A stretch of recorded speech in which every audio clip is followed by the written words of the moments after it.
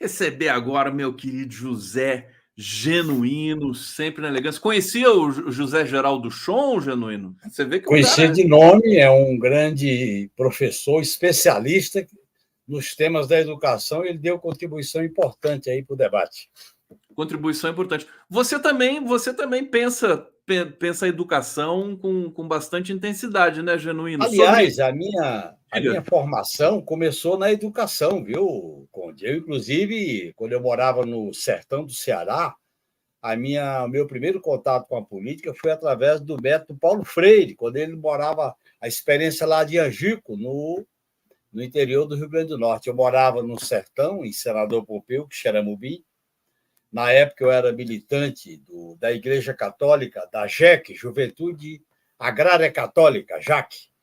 E eu conheci essas experiências. Depois, eu trabalhei na educação, quando eu era, nos anos 60, presidente do centro acadêmico que dava aula para cursinho. Na verdade, os cursinhos nasceram dos centros acadêmicos preparando os calouros, né? Você foi líder estudantil. Fui presidente do DCE da Universidade Federal do Ceará e depois da Uni. Qual E curso quando que eu você saí, fez, Genuíno? eu estudei filosofia e direito, fui expulso das duas pelo AI-5. O Não AI-5 me chegou a expulsou. terminar? Não chegou a terminar.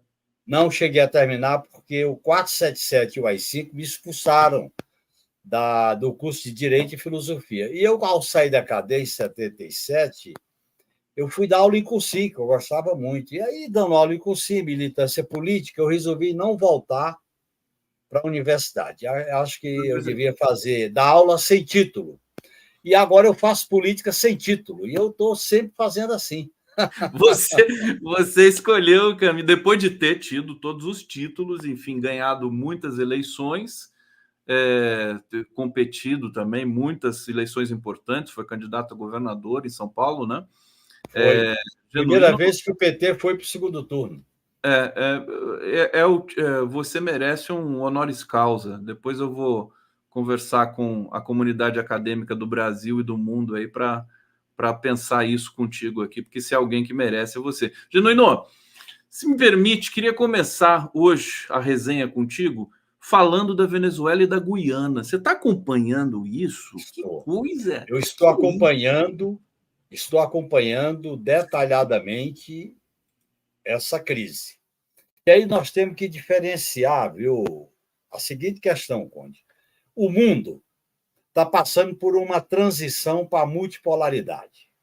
Os velhos impérios, com sua trajetória de dominação, de exploração, de saque, continuam apresentando as suas sequelas. É na África, na América do Sul, em todo canto. Portanto, olha bem, eu acho que nós estamos aqui numa situação politicamente sui generis. Primeiro, é correto a Venezuela reivindicar, dentro dessa revisão do período colonial, aquela área, porque ela tem uma história de reivindicação daquela área. Até aí, eu acho que é uma disputa política. Agora, essa reivindicação não pode gerar um conflito bélico, não pode gerar um conflito militar. Essa é vamos dizer assim, o fio da navalha. Porque o mundo está discutindo, vamos dizer assim, a sua história, os seus legados, o que foi a dominação colonial. O colonialismo está mostrando que ele nunca foi superado definitivamente. Você está vendo agora, na África, algumas experiências de movimentos nacionalistas contra o domínio francês, inglês. Mesmo a questão grave do Oriente Médio em relação ao Estado de Israel como uma espécie de porta-aviões do imperialismo. Então, olha bem, que essa discussão venha à tona é legítima, ela tem raiz. Agora, o que o governo da Venezuela tem que ter cuidado, tem que ter cautela para não transformar isso numa batalha político-militar de ocupação daquela região da Guiana, porque aí pode criar uma Até situação. porque, se você me permite, te devolvendo na sequência, a Guiana parece que ela tem meia dúzia de tanques, quer dizer, não tem defesa praticamente, acho que são 3.500 homens, e a Venezuela tem a Venezuela tem uma força militar gigantesca, né? seria totalmente desproporcional. Agora, poderia ensejar os americanos virem aqui e pisarem nesse terreno, né, o genuíno. Agora, você tem razão, assim, historicamente, é um território que foi mal resolvido, né? Claro, isso tem que ser discutido, Conde. Essa discussão ela é atual. O mundo tem que ser reavaliado, o período colonial, o período do Império Inglês, o período da sucessão para o imperialismo americano, as condições históricas em que se deu o problema da autonomia nacional, da formação dos estados nacionais. Nós sabemos que isso é uma questão delicada na América do Sul. Portanto, essa discussão, esse debate, eu acho que a Venezuela colocar essa questão na agenda, a Venezuela colocar isso nos foros internacionais, é legítima. É politicamente legítimo. Agora, o que não pode é transformar o plebiscito e essa reivindicação numa ação militar. Por quê? Por vários motivos. Primeiro, interessa ao imperialismo americano criar área de conflito militar na América do Sul. E por que a América do Sul, Conde? Primeiro, por causa das bases militares que estão instaladas aqui, inclusive na Guiana, Paraguai, Colômbia, Equador, etc. Segundo, porque os Estados Unidos, império não morre de morte morrida, né, Conde? Império só de morte matada. E essa crise do imperialismo americano vai produzir muito estrago. Eu acho que os países têm que colocar na sua agenda política a questão, tratar a questão politicamente. A Venezuela tem legitimidade para fazer essa postulação, que aquilo ali é um resquício do imperialismo inglês. Agora, ela não pode dar pretexto para criar um conflito militar no continente sul-americano. E aí tem o seguinte, Conde, o continente sul-americano é o continente mais rico em água mineral, água doce, em petróleo, no caso do pré-sal, em minérios, veja o caso do minério do Brasil, lítio da Bolívia, em área para agricultura, e agora essa riqueza descoberta do petróleo na região equatorial. E tudo isso tem que fazer um debate. O mundo tem que discutir essa agenda. Discutir, debater, enfrentar o debate, aí tudo bem. Como eu acho que é correto a Argentina enfrentar o debate sobre as Malvinas. Agora, daí, transformar esse debate numa operação político-militar, eu acho que o governo da Venezuela tem que ter cautela e bom senso, como está colocando o Lula. É que a gente sabe, e quando eu vejo o Maduro falando, não sei se você viu o Maduro no anúncio do plebiscito, que deu 95%, né, o povo venezuelano, que quer a restauração desse território de Essequibo, né, para a Venezuela. Mas o Maduro fez campanha explícita, falando para o pessoal votar sim, né? É uma coisa temerária, né? Parece que o governo venezuelano não entende muito bem, pelo menos ele tem de parecer democrático, né? Por favor, né? Ô, Janino, mas antes de passar para você... A realização do plebiscito, Conde, tudo bem, eu acho que é correto realizar o plebiscito agora. Eu acho que não pode avançar do plebiscito para uma operação militar. Não, é que o plebiscito teve essa campanha aberta do Maduro, falando para as pessoas votarem sim. Não, vota sim, porque é um direito da Venezuela. Agora, daí reivindicar esse direito. Mas você acha correto o presidente fazer esse anúncio? Olha, se o presidente da República é presidente do país e o país faz essa reivindicação, eu não vejo nada demais o Maduro apoiar o plebiscito. É uma bandeira nacional, é uma autodeterminação da soberania da Venezuela. Até aí, eu acho muito bom. Muito bem. O que não pode, o que a minha preocupação é não transformar isso numa espécie de conflito político-militar. Agora vai para as vias de fato, vamos fazer mobilização. Porque aí, como você falou, a Guiana não tem força militar, aí vai ser uma... mas isso se os Estados Unidos não entrarem ali, porque assim, o detalhe é que essa região, no litoral, a ExxonMobil que é a maior petrolífera do mundo, estadunidense, ela já está extraindo petróleo ali. Quer dizer, se for mexer com a Exxon, esse que é o problema, né? Não sei que tipo de contrato a Exxon tem com a Guiana. Agora, eu quero te perguntar o seguinte, Genuíno: o Brasil pode e deve cuidar dessa questão? Nós vimos o Lula falar várias vezes, falar o que você está falando aqui, que não pode entrar num conflito armado e tudo mais, mas ao mesmo tempo ele diz: quem não tem medo de guerra? Ele falou lá na coletiva que ele deu no Claro, aeroporto, claro. em Riad. Você acha que o governo, o Celso Amorim foi enviado de urgência para a Venezuela na semana passada para conversar com Maduro? É uma situação delicada. Você acha que o governo brasileiro tem a prerrogativa de cuidar dessa questão e ele está fazendo certo? O governo brasileiro tem que olhar para essa questão com olhar político. Eu vou mostrar a experiência que eu vivi, Conde, quando eu estava no Ministério da Defesa como assessor do Jobim, depois de Celso Amorim. Quando se reuniu o Conselho de Defesa Sul-Americano, do qual participava a Guiana, havia uma definição entre os integrantes do Conselho que era a seguinte: entre nós é a cooperação, a dissuasão, isto é, a força só para fora do subcontinente.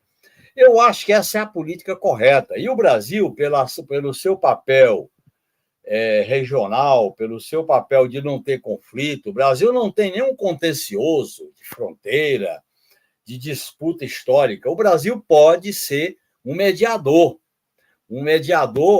como atuou em outras questões, como na questão do Peru, Bolívia, Peru, Chile, a Uruguai e a Argentina. O Brasil pode fazer isso. Eu acho que o Brasil está correto.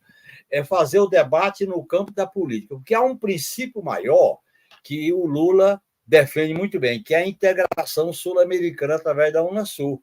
Essa integração ela é econômica, social, cultural e de defesa também. Por isso que eu acho que está na hora da gente vincular a política externa ativa e altiva com a política de defesa nacional.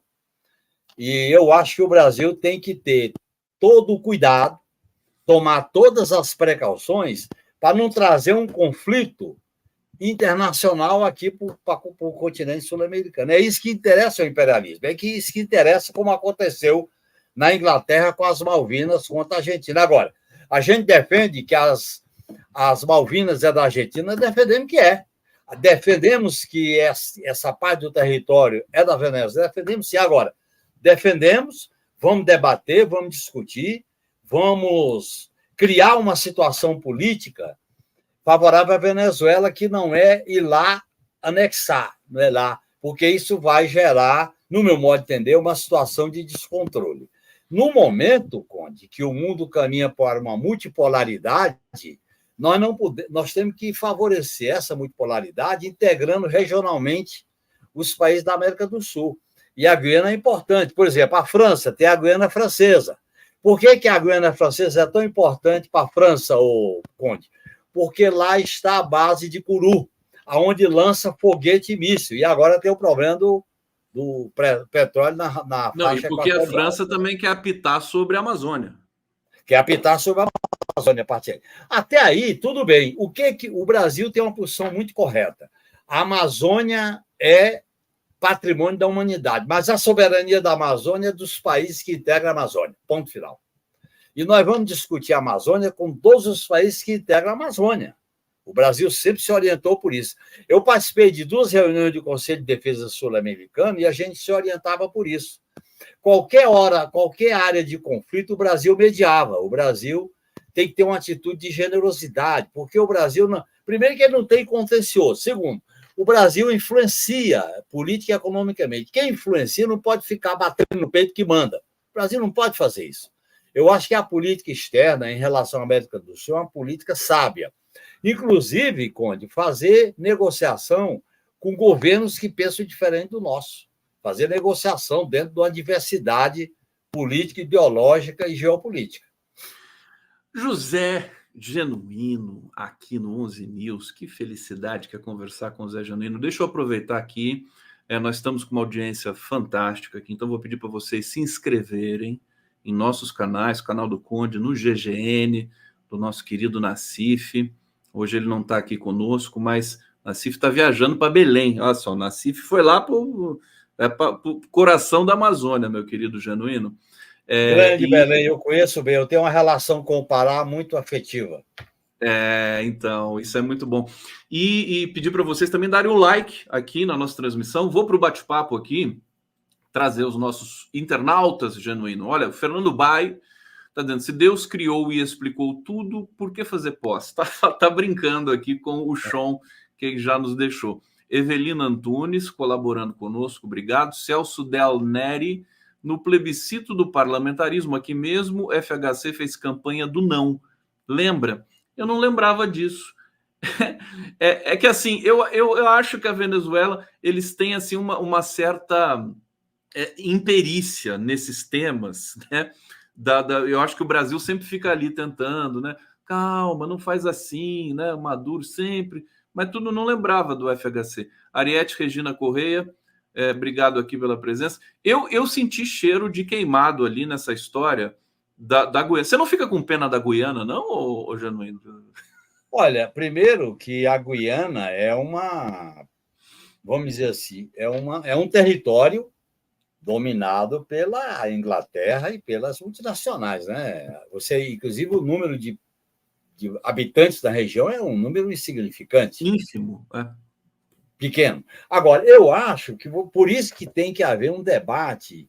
O princípio da autodeterminação dos povos é um princípio correto. Esse princípio vale também para discutir com a população nativa naquela região. Claro. E, portanto, que o processo é um processo político. Nós não podemos... Porque a Venezuela é dominada pelo imperialismo, como sempre foi, inclusive sofre um cerco, a Venezuela vai pegar agora o mais fraco. Não é bem assim, tem que haver muita habilidade nesse momento. Habilidade política, compreensão, conversa. E eu lamento, Conde, que o Conselho de Defesa Sul-Americano tenha sido extinto pelo golpista Temer, quando deu o golpe, e a gente não tem uma instância para dialogar sobre essas questões. Porque aquele grupo Amigos da Venezuela foi extinto também, né? Claro. Porque, veja bem, quando tinha o conselho, se discutia. Eu participei de várias reuniões com os representantes da Venezuela, tinha representante da Guiana, tinha representante da Bolívia, e ali havia um espaço para conversar. Você sabe que é necessário, na aproximação política, você criar consensos processuais, confiança. Certo? Quando a gente dizia que a cooperação entre nós é fundamental, nós estamos falando dos interesses nossos. Quando a gente fala que para fora é dissuasão, está incluído as multinacionais, tá certo? Está incluído as empresas que sugam, que dominam. Então, eu acho que é uma situação muito delicada essa aí, que a gente tem que trabalhar com o fio da navalha, viu, Rony? Porque se diante de qualquer contencioso a gente for para as vias de fato, quem perde são os mais fracos, porque o império está aí para massacrar e botar a bota em cima. A minha impressão, o Genuíno, é que o Maduro está dando oportunidade para os Estados Unidos botarem um pezinho imundo e sangrento. Até agora eu acho que não, viu, Cone? Eu acho que ele defender foi correto, ele realizar o plebiscito está na tarefa do país. Agora, ele não pode transformar isso aí em algo parecido como a Argentina fez com as Malvinas. Isso aqui não pode, tem que ter cuidado. Porque ele defender politicamente está bem. É uma reivindicação que, politicamente, o povo venezuelano tem direito de defender, não tem problema. Agora, uma coisa é a defesa política, colocar o debate nos fóruns. Você sabe que teve uma discussão sobre essa área aí, quase os Estados Unidos aprovavam a concessão da área para a Inglaterra, para a Venezuela, e na última hora resolveu dar uma mãozinha para o imperialismo inglês. Então, olha bem, o mundo ele foi dominado por essas potências imperialistas. Era a França de um lado, a Inglaterra de outro, Estados Unidos depois da Segunda Guerra Mundial. Essa dominação tem que ser rediscutida. Até aí está certo, colocar na pauta política, fazer agitação, fazer mobilização, Tudo bem. Agora, Imagina. Diga. O que eu chamo a atenção, Conde, é não ultrapassar essa linha de um certo bom senso e ir para as vias de fato. Aí pode ser que interesse aos americanos essa provocação. Imagine, Genuíno, o que pode acontecer na África, né? Porque a África, inclusive, você teve ali uma sequência de convulsões político-sociais em toda aquela região que foi colonizada pela França, inclusive até agora. Até agora, as reivindicações dos africanos estão corretas, e nós devíamos dar atenção ao que está acontecendo na África. Isso que está acontecendo na África, de um certo nacionalismo, é um nacionalismo real, verdadeiro, é legítimo, porque a França depende do urânio, depende das matérias-primas da África. Tem que ser discutido isso aí, porque quando se fala na multipolaridade, Cone, a multipolaridade é um terreno quente para se discutir tudo. Na verdade, na medida em que a ordem imperial entra em crise, você pode discutir tudo, pode. E aí tem que ter fóruns. Por isso que a ideia de criar fóruns internacionais, criar multilateralismo, a ONU tem que ter mais uma reorganização do multilateralismo, uma reorganização das instâncias que representam esse mundo em ebulição. O mundo está em ebulição. E essa ebulição não só discute o futuro, como discute o legado, que é um legado perverso, selvagem. Legal, perverso. Sai de baixo, né, meu? Esse legado do imperialismo inglês.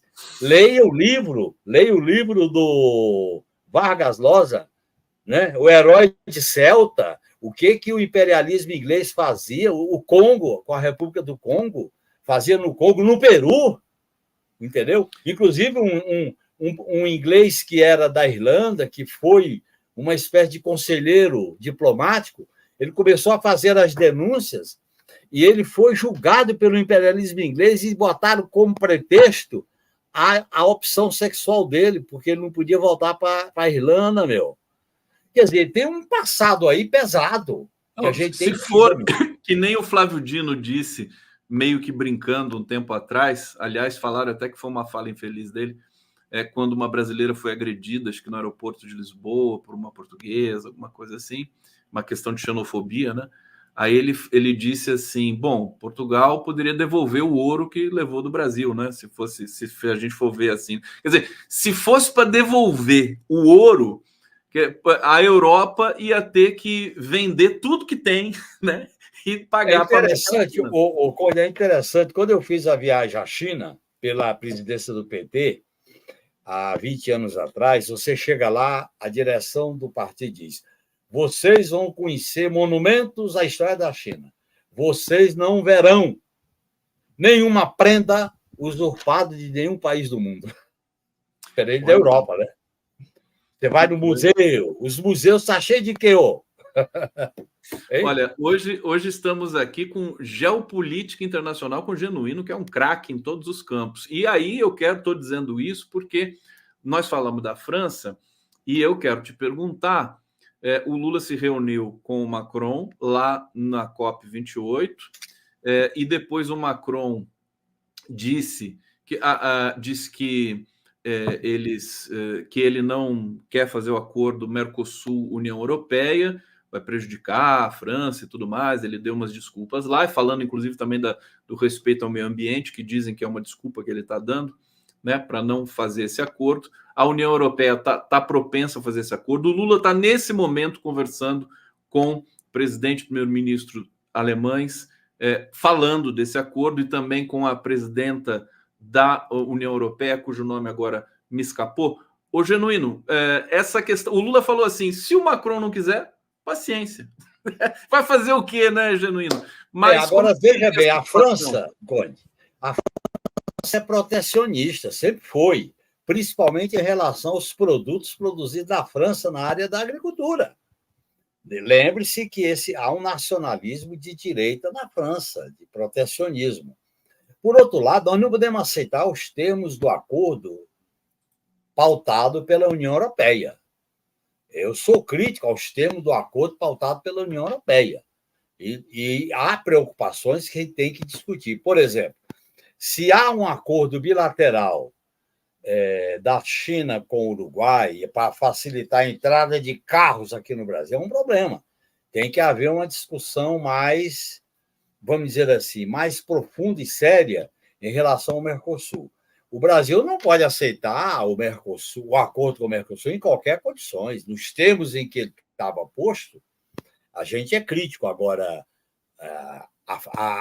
diferentemente do que pretende a França. A França quer que o acordo contemple suas pretensões imperialistas, porque esses países imperialistas continuam querendo levar a melhor. Eu acho que o prioritário aqui, Conde, era fazer um acordo que fortalecesse a integração sul-americana a partir do Mercosul. Eu acho que essa é a grande questão, porque hoje a geopolítica mundial ela se baseia na geopolítica e na unidade regional. Eu acho que não é. O Brasil tem que ser muito cauteloso, o Lula está sendo cauteloso.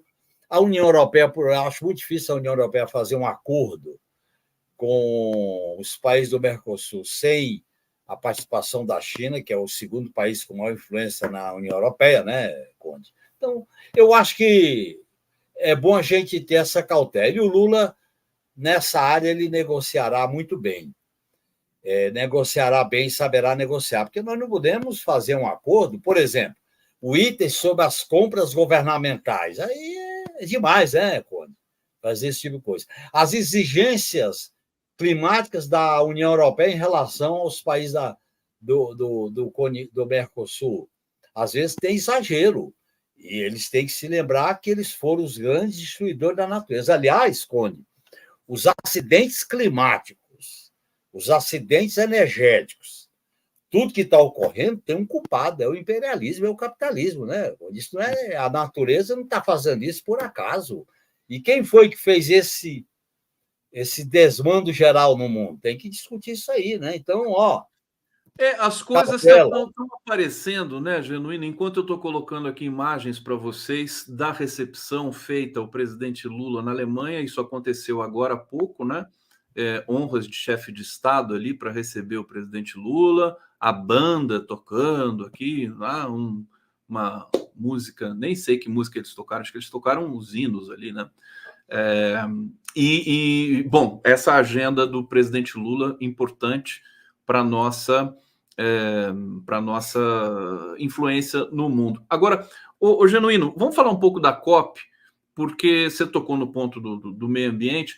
Tudo está volta a ser discutido, essas cobranças do passado acabam eclodindo. Eu acho que, inclusive, o genocídio em Gaza, né, esse massacre que Israel fez, também atualiza, digamos, esse mundo ultrapassado, cujas fronteiras foram ultrapassadas, não só fronteiras reais, né, territoriais, mas fronteiras discursivas, né? Fronteiras claro, até fronteiras políticas e ideológicas, né, Conde? Políticas e ideológicas. Como é que você avaliou as falas do presidente Lula? Eu achei uma coisa muito impressionante o seguinte: muita gente aqui no Brasil, os vira-latas de sempre, criticaram a adesão do Brasil ao OPEP+. E o Lula deu uma resposta assim: olha, a gente quer entrar nesse grupo para justamente forçar uma transição para a matriz limpa de energia, e ele falou: o Brasil tem moral para falar de energia limpa, porque é o país que tem a maior matriz energética limpa do mundo. Fala para a gente, Genuíno. Olha, os vira-lata têm uma visão de vira-lata, preconceito, olha o país de fora para dentro com uma visão da dominação branca, racista, patriarcal, ocidental, cristã, judaico-cristã. Isso está em crise, Conde, está em crise. Essa dominação, esse espírito de vira-lata. Eu acho que o Lula pautou a COP. Ele pautou, fez os principais discursos, dando rumo. O fato do mundo estar caminhando para uma multipolaridade exige que um país que queira ser protagonista, e eu falo protagonista, exercer o poder soft, não é o poder hard, é o poder soft, é influenciar, é marcar território, é contribuir, é reorganizar o multilateralismo, reorganizar as instituições multilaterais. Eu acho que o Lula foi grande em pautar a COP. Ele pautou.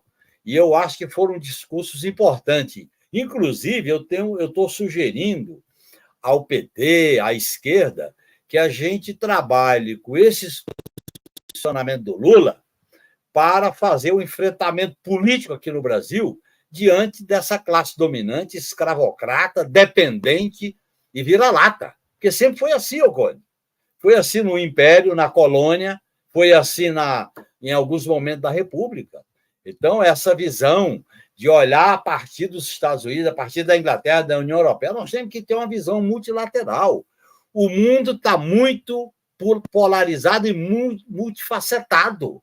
Como é que você pode pensar o mundo sem discutir com a China, com a Índia, com a Rússia, sem discutir com o Oriente Médio, sem discutir com a África? A África está despontando, Conde, como um protagonismo para colocar a questão da autodeterminação do povo africano daqueles países.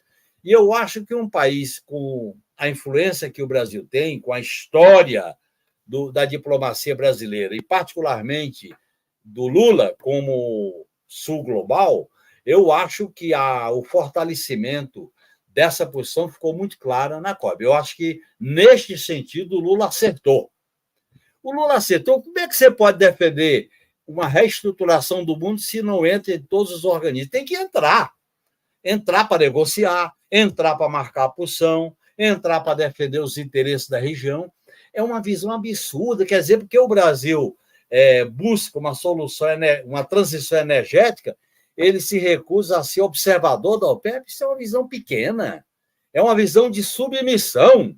É uma visão de submissão ao Washington, submissão à União Europeia. Isso é errado. No meu modo de entender, o Lula acertou. Foram discursos corretos. Eu repito, nós, inclusive, deveríamos colocar esses discursos da disputa política aqui dentro, no Congresso, na sociedade, nos movimentos, porque essa política externa, Conde, ela tem que ter respaldo internamente. Você não pode ter uma política externa num sentido e uma política interna no outro. Eu sempre digo que tem essa geopolítica que o Lula representa muito bem, está faltando uma perna fundamental, viu, Conde? A diplomacia do Itamaraty tem que ter uma perna. Qual é a perna? Uma política de defesa que coloque o Brasil no mundo, dentro da ideia de soft power, dentro da ideia de influência, a ideia de dissuasão, a ideia de não ser um subpaís, de não aceitar vira-lata. Então, nós temos que fazer mudança nessa área de defesa. Aliás, só para lembrar, em 97, quando o Brasil aprovou a Política Nacional de Defesa, ela já tinha elementos de como o Brasil deve se inserir nessa ordem mundial. Nesse ponto, o Lula realmente, enfim, ele é craque tem muitos atributos, mas em fazer o Brasil ser respeitado no mundo, né? Não sei se teve algum brasileiro tão bom quanto o Lula, né, meu querido Genuíno? Genuíno, vamos vir um pouquinho para o Brasil, comentar aqui. Olha a foto que eu acabei de receber aqui. Vou colocar na tela para vocês. O Dória e o Alckmin, depois de toda aquela trairagem, né, para usar a linguagem popular, você vê que o Alckmin é uma pessoa realmente boa, né? Quer dizer, foi traído pelo Dória, foi uma coisa horrível, uma das coisas que, inclusive, sensibilizou o Lula a conversar com o Alckmin, e agora está lá o Dória, inclusive, já elogiando o Lula também, agora, né? O mundo dá voltas e cambalhotas, né, meu querido? Muitas voltas. Inclusive, as duas lideranças principais do PSDB que sacrificaram o Alckmin levaram o PSDB a essa situação de crise. Dória e Aécio Neves, que é um dos protagonistas do golpe, né? Que questionou o resultado da eleição de 2000, né? A eleição da Dilma de 2014, não é isso? 14. Então, eu acho que é interessante. O Alckmin, ele saiu dessa queimadura geral, dessa fogueira que queimaram as lideranças do PSDB. E ele escolheu um outro caminho, né? Ele teve bom senso, independente. E ele está se mostrando, né, o Genuíno, como vice-presidente até aqui, realmente de uma lealdade, né? Uma lealdade, uma modéstia, uma postura equilibrada. Ele é o vice-presidente que não fica, Ideal. vamos dizer assim, disputando espaço, não fica querendo ser maior do que ele é. Eu acho que ele está tendo uma postura correta do ponto de vista do cargo de vice-presidente. Você sabe que eu fui crítico à escolha Você dele de foi crítico. vice-presidente. Fui crítico. Por É. isso que eu tenho críticas à aliança ampla, porque eu defendo que era necessário a gente ter uma aliança à esquerda, um polo de esquerda para tensionar. Até hoje eu defendo que a aliança ampla ela é tática e você tem que ter uma aliança mais estratégica, mais programática. Mas isso aí faz parte da disputa de rumos do país, né? O Alckmin está na política, no campo da política que está influenciando, diferentemente dos arautos golpistas. Esse Dória dizia que a satisfação dele era levar chocolate para o Lula Levar preso. comida para o Lula na O prisão, Lula né? preso. Veja É isso bem, aí. ele foi castigado. O Foi Aécio castigado. foi castigado. Essa arrogância, a história pune esses arrogantes de plantão, né? Olha só, Edson Antunes Maduro vai dar motivo para os Estados Unidos uma guerra. Está aqui ainda sobre o tema anterior que a gente estava discutindo. O Fernando Bai está dizendo, genuíno, o plano é estressar o império. É notório que não há reposição de munição na Ucrânia.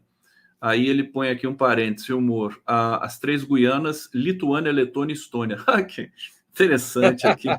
fazendo um paralelo ali com o leste A europeu. Rússia Fala, já Gil. ganhou, a Rússia já ganhou Já aquela. ganhou, já acabou aquilo lá. Aquilo ali, até o Zelensky está lá, tipo, está sozinho, está isolado e tal. Ali aquela guerra está decidida, é questão de tempo. É questão de ver em que em base o Zelensky, acho que ele vai cair antes para depois a Ucrânia fazer um acordo. Ô, Genuíno, a gente está chegando aqui no final, infelizmente, porque conversar com você é sempre muito. A gente sai até mais leve, assim, porque você faz a crítica, mas de maneira tão democrática, né, e A gente não direta. pode fazer política com ódio, nem com Não pode rancor. fazer com ódio, de jeito nenhum. Você rechaçou isso quando, inclusive, quiseram, né, Quiseram me te matar. atacar dessa maneira. Eu fiquei curioso para saber o que você pensa sobre o PSDB. Quer dizer, o PSDB ele degringolou completamente. Agora existe uma tentativa de trazer o Aécio de novo para a cena. Parece que ele quer ser candidato a governador em Minas, né? E tudo mais. E o PSDB virou um partido nanico, quer dizer, quase que uma linha auxiliar do bolsonarismo. O que aconteceu com esse partido? Não só o PSDB. Os partidos que promoveram o golpe contra a Dilma entraram em crise, todos eles, porque eles promoveram o golpe, mas quem faturou foi a extrema-direita. Quer dizer, olha os partidos todos aí daquele golpe, MDB, PSDB, Cidadania, até o DEM, né? Teve que mudar de nome para fazer esse novo partido aí com o PSL. Porque é o seguinte, Conde, quando você dá cavalo de pau nas instituições democráticas, tem um preço. E esse preço, eles fizeram tudo para dar o golpe, mas levaram uma derrota porque esses partidos entraram em crise. E quem ganhou, momentaneamente, foi a extrema-direita que elegeu o inominável. E essa extrema-direita foi derrotada por quem? Foi derrotada pela esquerda e por alguns setores que, mesmo tendo apoiado o golpe, fizeram uma espécie de revisão crítica. Portanto, eu acho que essa experiência brasileira é muito rica. Eu estou estudando muito, agora, minha experiência no parlamento, a constituinte, o processo todo, e a gente vê que é necessário que as pessoas não provoquem uma desorganização institucional. Esse desarranjo institucional que nós estamos vivendo hoje, Supremo, Senado, Câmara, orçamento secreto, Centrão, isso é produto, isso nasceu, Conde, com o golpe de 2016. Quando você dá cavalo de pau nas instituições, é difícil você consertar, você rearrumar, está entendendo? E foi isso que aconteceu no Brasil. Aquela institucionalidade, mesmo com limitações que vinha da Constituição de 88, ela foi violentada. Porque a democracia, Conde, ela tem 3 pilares universais. Soberania popular, que o poder emana do povo. Direitos individuais e sociais como base de uma sociedade civilizada. 3, os procedimentos não podem ser rompidos unilateralmente. Por isso que tem o direito à desobediência civil, né? famosa cláusula do processo das revoluções do século XVIII. Então, aqui no Brasil, esses partidos cometeram uma espécie de araquiri político. Eles promoveram o golpe e foram vítimas da sua própria ganância, o próprio veneno que eles... O próprio veneno. Eles foram vítimas do próprio veneno que jogaram nas instituições. José Genuíno, para terminar mesmo, o Altamiro Borges já está aqui no bastidor, mas tem uma notícia aqui que eu quero que você comente rapidamente. Olha só, Embraer C390 vence disputa na Coreia do Sul e entra no mercado asiático. Depois de 5 vitórias na Europa, avião de transporte tem encomenda inicial de 2,7 bilhões. Eu vou colocar o C390 aqui, que é uma obra de arte da aviação, feito pela Embraer. Fantástico, né? O Brasil... Olha, tudo, né? O Conde, eu fico assim satisfeito que eu estava como assessor do Ministério da Defesa quando esse projeto foi viabilizado pela Embraer, o famoso KC-390, que é um avião de carga, é um avião de transporte, é um avião de tamanho adequado para distâncias não tão longas, e eu acho que a Embraer, felizmente, ela não foi vendida para a Boeing, felizmente, né? Eu acho que ela é uma construção da inteligência nacional, dos engenheiros, dos trabalhadores, da importância que o Estado deu, está entendendo? Isso mostra, Conde, que para a gente ter uma certa autonomia, nós temos que ter alguns nichos de tecnologia nacional, como esse agora do KC-390, Embraer, como a questão, por exemplo, que devíamos investir na Avibras para produzir míssil com autonomia e com autonomia tecnológica. Esse processo vamos dizer assim, da produção da energia, que é o domínio da energia nuclear, do ciclo do combustível nuclear, que é muito importante, não é para fazer bomba, é para, inclusive, utilizar na medicina, a energia nuclear na medicina. O Brasil gasta muito para importar produtos da medicina nuclear. E a própria... Você viu que teve uma informação aí no debate anterior de que na COP o tema da energia nuclear foi um dos mais falados, né?